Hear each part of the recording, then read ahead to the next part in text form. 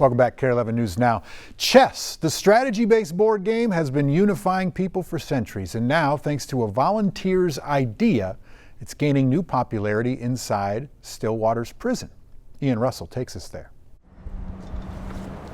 There's a million ways to pass the time. As soon as everyone else gets in here, I'm going to talk to the whole group, all right? When time Teach us how the clock works, though, because this is something new for us. Yeah. is all that's ahead. So let me go see if the pairings are set, and then we'll be ready to go. Inside Minnesota Correctional Facility Stillwater, chess is usually competitive, At the end of each round, you shake a hand. but not in this room. That's just part of the sportsmanship of chess. I hope I Curious, see all of you gentlemen. Good luck, brothers. now learning together. I've played for about 20 years. I learned while being incarcerated. Robert Kendall Bay is one of 40 people in here playing on Thursday, It's just a good game. Like I said, I want to play something that's cooperative. part of a tournament like no other. This is officially the first chess tournament that's taken place within a Minnesota Department of Corrections facility. Warden Bill Bolin says the choice to hold this was easy, especially considering what chess does. And again, really focus on some of their thought process, critical thinking skills, problem solving, and then making good choices based upon that. I agree. A million ways to pass the time. A lot of guys who I've played and lost to, and a lot of guys I've played and won with. So there's some good, strong players in here today. Now developing skills Trouble, trouble, trouble. along the way. We just learned about the notation.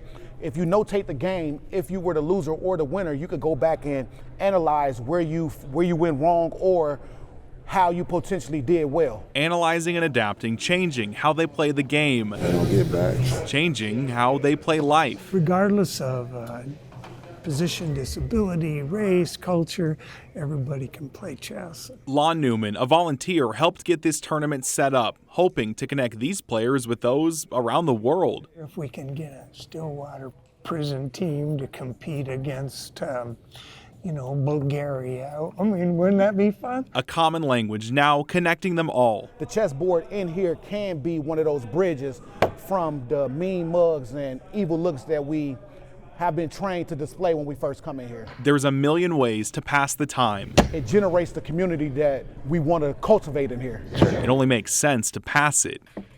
Getting better. In Bayport, Ian Russell, KARE 11 News.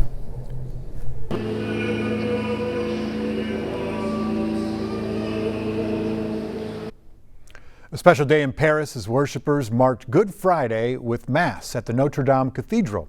The historical venue just reopened 4 months ago after years-long renovation following that massive fire in 2019.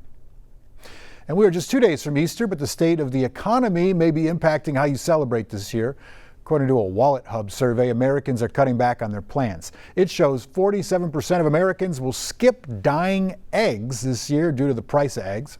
And 41% of Americans say the Easter Bunny should skip the candy and just give cash. But if money's tight and you still want eggs, one Minneapolis church is helping out.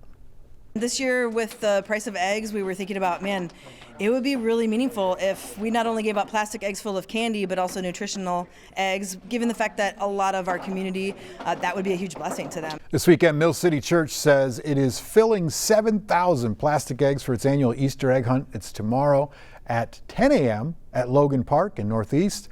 And they're also providing 500 dozen real ones to any adult who comes by. No ID required and no hunting. We won't be hiding the actual eggs. Not the actual eggs. No, we're Too not valuable. Too valuable, Yep. and we want them to stay intact. Amen.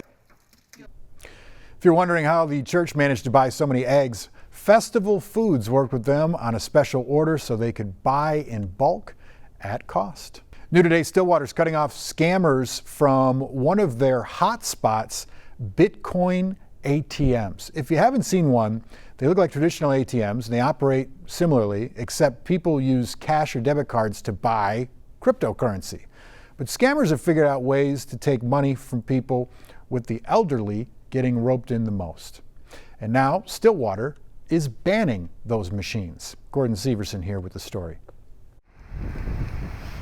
At the Stillwater Police Department, they see scams of every shape and size, but a new scam involving cryptocurrency ATMs caught their attention about a year ago, where scammers create a fake story about money people owe, and they convince them to put cash in these ATMs to pay it off. We started to see an increase in the number of scams, specifically with our elderly. Chief Brian Mueller says residents so far have been scammed out of more than $250,000. Mueller says one elderly woman in particular was in the process of sending $20,000 when a worker at the business noticed and called police. And she was so scared that she had done something wrong, we had to physically step in front of her and keep her from putting money in the machine. Even after we were there, identified ourselves, told her she was being scammed. The city council wrote up an ordinance banning all cryptocurrency ATMs in the city, and they passed it Tuesday night. We've received reports from all corners of the state. Parker Mertz leads the Consumer Action Division at the Attorney General's office. He says every week they receive complaints from people who are scammed. Just very, very difficult once that money has been sent. Mertz says the state legislature did pass a law last year that set a daily limit of $2,000 on these ATMs. But he says scammers have found ways around it. When we looked at one of these ATMs, we did see a warning on the screen. However, both Mertz and Chief Mueller agree victims are often scared and don't take the time to read these warnings. We just think that eliminating these machines from our community just eliminates one more step for these individuals to be taken advantage of. Stick with us. More news and weather coming up after the break.